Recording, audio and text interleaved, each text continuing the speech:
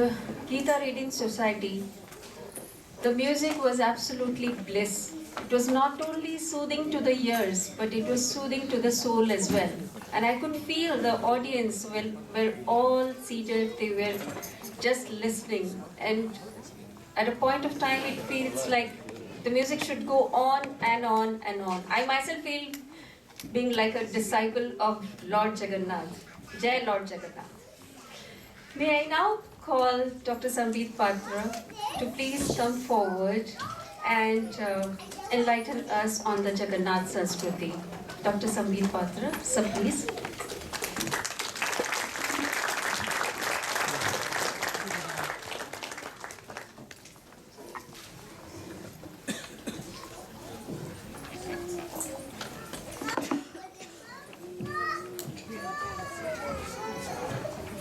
Namaskar to all of you. I bow my head to the Almighty Lord Jagannatha, who is present in the room with all of us today to hear us. I was called upon to the dais to speak on Lord Jagannath, but I believe when we have the Gajapati Maharaj of Puri, he is the only one who can speak on this river topic, a topic which is fathomless, a topic which is pure, a topic which is best known to him in this room.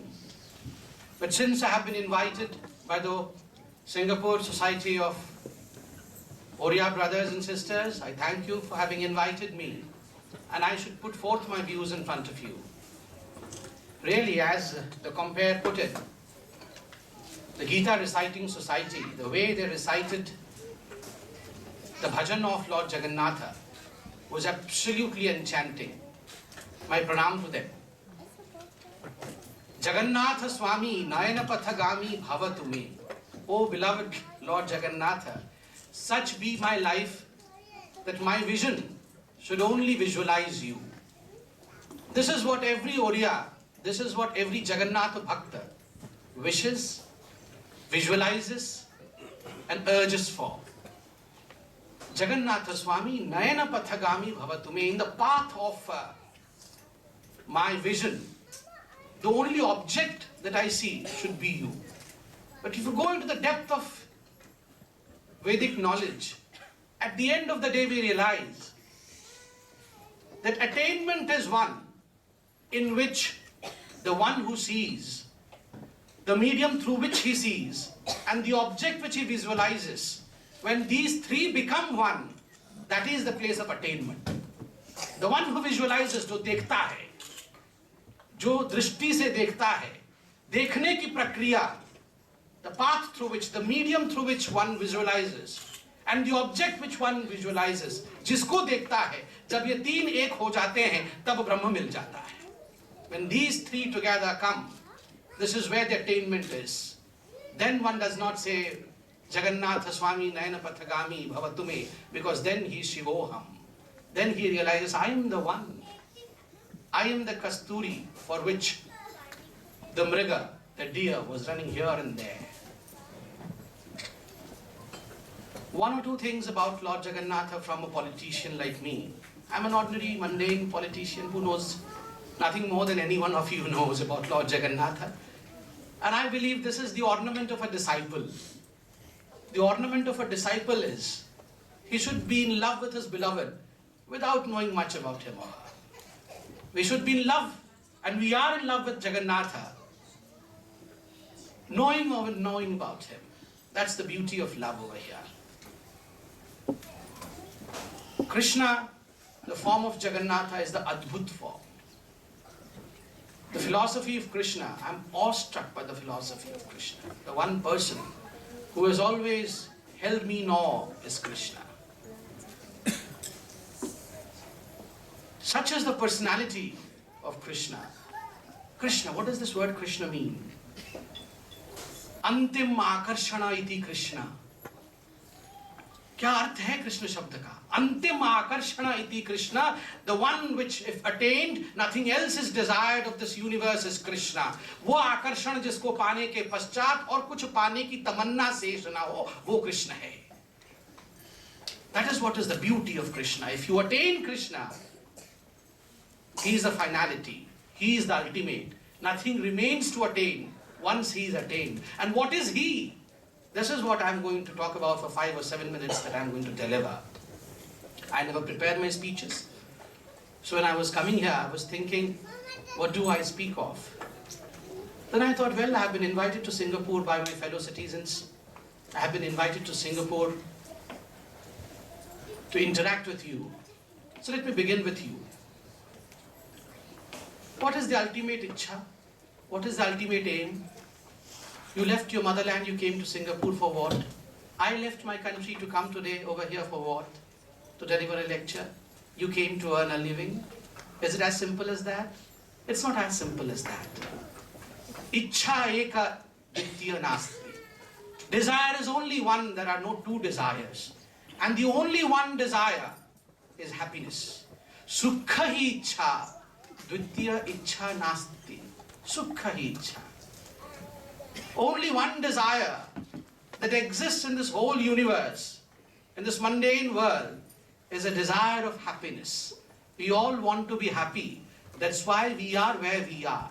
That's why we are wearing what we are wearing. That's why we are doing what we are doing. You are in Singapore because you thought you will derive happiness from what you are doing in Singapore. I am giving a lecture over here because I thought I would be deriving happiness by doing what I am doing. You are wearing this particular cloth because you thought you would look beautiful and attract people by wearing this because that would give you happiness.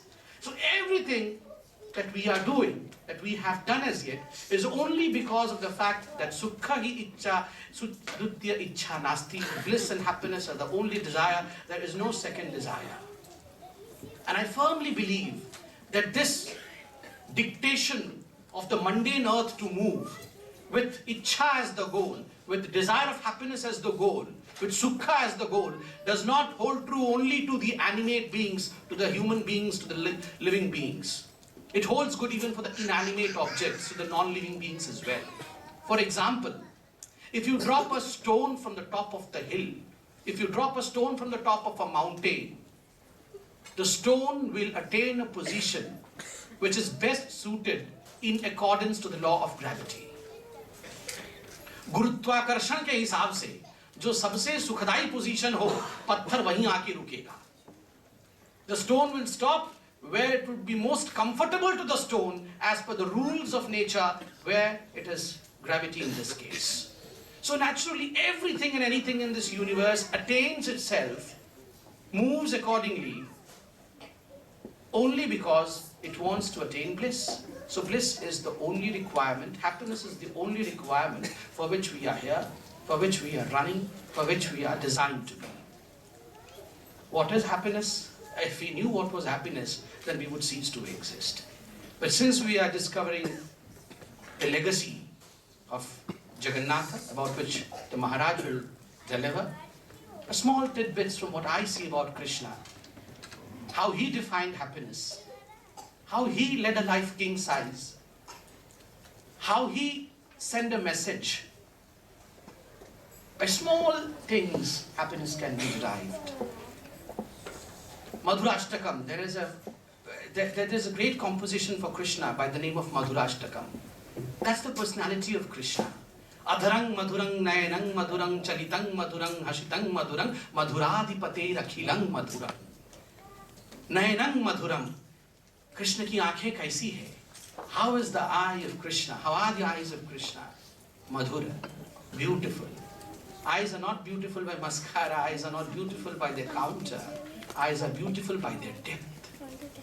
आपने किसी को देख लिया और आपने देखने से ही एक दृष्टि में उसे अपना बना लिया. You see someone and that very moment you capture the someone and make the someone your own. This is the beauty and work of your eye. Eye should be penetrating. Eye should have depth. That is the beauty of eye. And such were the eyes of Krishna. When I saw someone, that someone had no other option but to become Krishna's. Such should be the depth of our eye. Believe me, eye has that power. बड़े बड़े साधु संत जब मिलते थे, वो बात नहीं करते थे. जो बहुत बड़े बड़े विद्वान पुरुष, ब्रह्मज्ञानी मिलते थे, वो बात नहीं करते थे क्योंकि कहते हैं वो आंखों आंखों में ही बात कर लेते थे. जब बहुत बड़े विद्वान मिलते हैं, वो कभी नहीं, वो शब्दों में बिल्कुल कंजूसी करते हैं, शब्दों का प्रयोग नहीं करते हैं. When Brahmagyanis meet, they don't use words because they speak through their eyes. They understand ins and outs of theirs only by their looks. A single look and he would transfer all your knowledge to Vivekananda. That's how it was. Ramakrishna Paramahamsa saw Vivekananda and Ramakrishna Paramahamsa transferred himself to Vivekananda. The knowledge went through the eyes to Vivekananda. A touch transfers the knowledge. Nayanang madhurang. Adharang madhurang.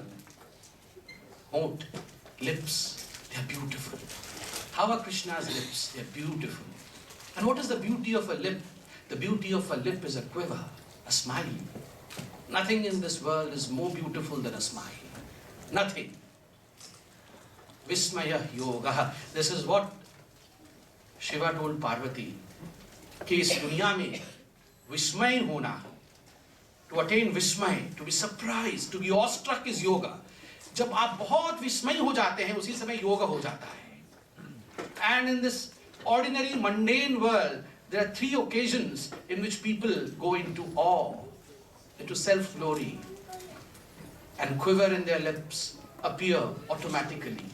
When you are sleeping underneath the huge expanse of blue sky, and when you suddenly see the whole expanse of the sky in front of your eyes, then you realize the futility of your existence. जब आप नील गगन के नीचे अपने छत पे सो रहे होते हैं और अनायास ही आप सोचने लगते हैं ये ब्रह्मांड कितना बड़ा है और मैं क्या चीज हूँ, मुझे कितने पैसे कमाने हैं, मुझे ये सब पैसे रखने हैं, मुझे राजनीति में क्या क्या करना है, फिर हंसी आने लगती है कि इसका तो कोई अर्थ ही नहीं है. वो इतना बड़ा तारा वही दिख नहीं रहा है तो मैं कहाँ दिख रहा हूँ. When this huge universe is invisible, I who am lying on a cot watching all this, unable to see, unable to comprehend, would I be anything in this universe? And then you smile. There is a quiver of vismaya, a quiver of awe and surprise. कि अरे मैं तो कुछ भी नहीं.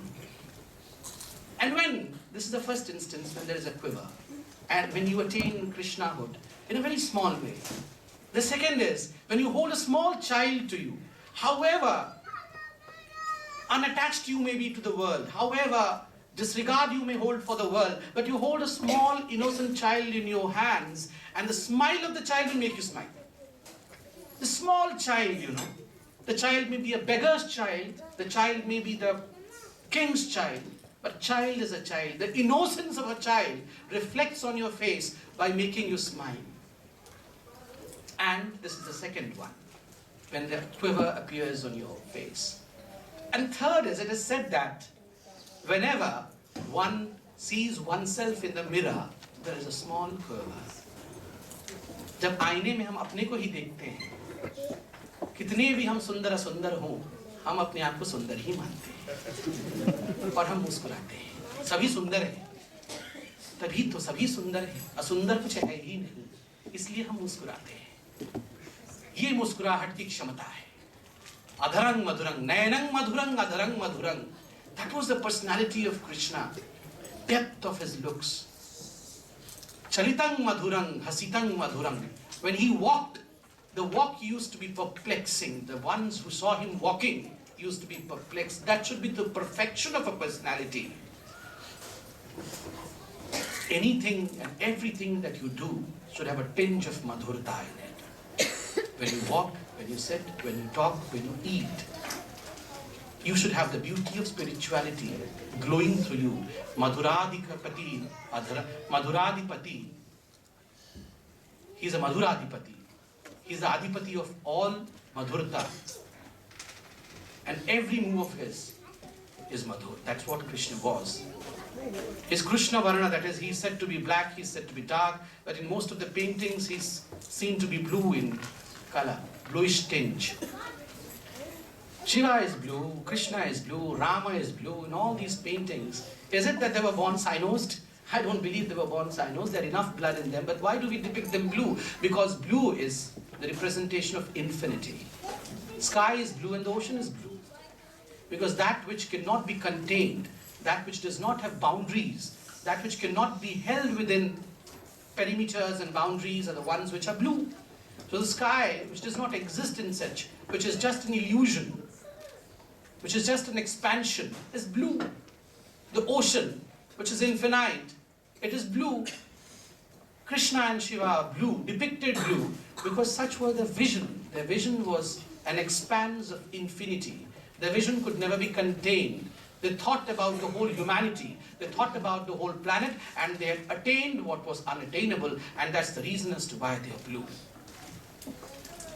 But the best part that we should look and learn from Krishna. Since 10 days I was talking to Sambit Mishra ji for his preparation of this event. And for a number of days I would be worried about what's going to happen in the political scenario in India for coming days. Most of the time we are preoccupied either with the past or with the future. We are worried about what mistakes we have committed in the past, what opportunities we have missed in the past, and what opportunities are to be grabbed in the future, and how best we should prepare ourselves for grabbing these opportunities in the future. So it's a preoccupation of the past or the future that keeps us quite busy. But have we ever tried to live this moment that we are in? Most of us never try. ये जो क्षण अभी है, हम में से कितने लोगों ने चाहा है कि इस क्षण में हम जिंदगी को जिए? कोई भी नहीं। और मान लीजिए मेरी बात, जो इस क्षण में जिंदगी को जी लेता है वो कृष्ण को साक्षात प्राप्त कर लेता है इसी क्षण। Krishna is all about this time, now, here, that's it. Nothing beyond this. When he danced as if there's nothing beyond dance. He danced as if the whole universe is danced. He danced as if he was born to dance. He danced as if he would die dancing. And that's the reason as to why he attained Brahma dancing. When he sang, he thought there's nothing beyond singing. He thought that flute was the universe. He thought that just by the flute, he would be able to win the whole world. While he was playing the flute, when he was singing, he thought that he was born and he was going to die, only singing and playing the flute. And that was the importance that his flute still holds importance till today. आज तक कृष्ण के वो मधुर बंसुरी को कोई नहीं भूल सकता है, क्योंकि कृष्ण को लगा कि उनका जन्म बांसुरी के लिए ही हुआ है। जब बांसुरी में डूबे तो ऐसे डूबे कि उभरे नहीं। जब नृत्य में डूबे तो ऐसे डूबे कि उभरे नहीं। जब रास किया तो ऐसा किया कि उससे उभरे नहीं, डूब गए। The शब्द, the word that we have to get hold of over here is drowning, डूब जाना। How many of us are ready to be drowned? None of us. We want to swim. हम तैरना चाहते हैं, हम डूबना चाहते ही नहीं है। समय में कोई डूबना नहीं चाहता, समय में सब तैरना चाहते हैं। We want comfort. We have our own comfort zones. We don't want to come out of our comfort zones. We want to live happily in that comfort zone. We are worried about our past and the future, but we don't say, देखा जाएगा कल क्या होगा, मेरा flat बिक जाएगा तो बिक जाएगा, मेरी कार चली जाएगी तो चली जाएगी, मगर अभी तो मैं बस यहीं हूँ, यहीं रहूंगा। ये करते ही नहीं है हम। तभी हम कृष्ण नहीं बन पाते हैं, और तभी हम कृष्ण से इतने दूर रहते हैं। And the biggest thing in the life of Krishna, I believe, is there was no in Krishna's life. Krishna के जीवन में निषेध नहीं था। There is no no. There was no to. There was no no. Nothing. He would say there's no. He would do everything. There was no to anything. निषेध नहीं था। अब देखिए, जितने भी महापुरुष हुए भारतवर्ष में या ब्रह्मांड में, जितने भी महापुरुष हुए वो निषेध के जीवन से महापुरुष बने। महावीर महापुरुष बने तो उनके जीवन में हिंसा निषेध था। Mahavir became the great Mahavira, saying no to non-violence. इतने बड़े वो अहिंसा के पुजारी थे कि कहा जाता था कि when Mahavir used to walk down the roads of forest, even if the thorns were lying in the forest, the thorns used to turn themselves so that Mahavir was not hurt. Such was the power of non-violence in Mahavir. Nanak के जीवन में, बुद्ध के जीवन में, महावीर के जीवन में निषेध था। हम वो नहीं करेंगे, हम ये प्राप्त करेंगे। कृष्ण के जीवन में निषेध ही नहीं था। सब कुछ करेंगे फिर भी प्राप्त कर लेंगे। सब कुछ करते हुए प्राप्त करना वो कृष्ण है, छोड़ के प्राप्त करना वो अलग आयाम है। सभी आयामों को अपने हाथ में पकड़ते हुए आगे बढ़ना ये कृष्ण की कला है। अद्भुत चीज है। Krishna was said to be the husband of 1600 queens. But yet, Krishna is said to be Bala Brahmachari. 1600 रानियों के राजा होते हुए भी वो हमेशा बाल ब्रह्मचारी कहलाए. Hanuman, Hanu means ठुड्डी, Hanu means chin. The concept of Hanuman is यही है. Hanu means chin. Till the chin, all the body parts should be immersed in the worldly activities because that's how the world exists. But beyond the chin, that is the main part of the body, should be beyond the mundane activities, it should be detached. Then you become Hanuman and Krishna. The hand should earn, the feet should run, the stomach should feed itself, you should be in the world, but yet beyond this, above this, it should be beyond the world, it should be unattached to the world. Then you become Bala Brahmachari despite the fact that you are husband of 1600 kings, queens. That is the beauty of Krishna. We have to introspect that all our lives we have become bhakta of Krishna, but have we really justified what Krishna is? क्या हमने कृष्ण को जीने की कोशिश की? कृष्ण को पूजते ही रहेंगे तो कृष्ण कभी नहीं मिलेंगे. कृष्ण को जीने की कोशिश करेंगे तो कृष्ण यहीं है. हम उन्हें पाने की कोशिश करेंगे तो जरूर पाएंगे. अब देखिए, simple thing. I always think Krishna always has this morpaka on his head. I think what a fantastic fashion statement Krishna makes. Just imagine a simple feather of a bird, a morpaka. He just picked it up, he put it on his head, and imagine 5,000 years after Krishna is gone, it still holds one of the most strong fashion statements ever made in the world. Versace, some of the best designers of the world, they would be shamed. They would not be able to design something which lasts for thousands of years. A simple bird's feather on the head of a person who is living this moment becomes a statement which can never be erased. और मोर पंखा में है क्या? सारे colour हैं. आप मोर पंख को ध्यान से देखेंगे तो जीवन के सारे रंग उसमें दिखेंगे. कोई भी कलर आप ऐसे हिला के देखिए, मोर के पंख में सारे रंग हैं. जीवन के सारे रंगों को अपने सिरोधार्य करना है. You have to put all the colors of your life on your head, and you have to have a balanced head with all these colors weighing on your head. Despite the fact that all these colors of life, happiness, sorrow, all these weigh upon you, yet you have to make this a fashion statement. You have to live king size. That's what Krishna is. This is a rare opportunity that we get, a life of a human being. Let's live life Krishna size. Thank you so much.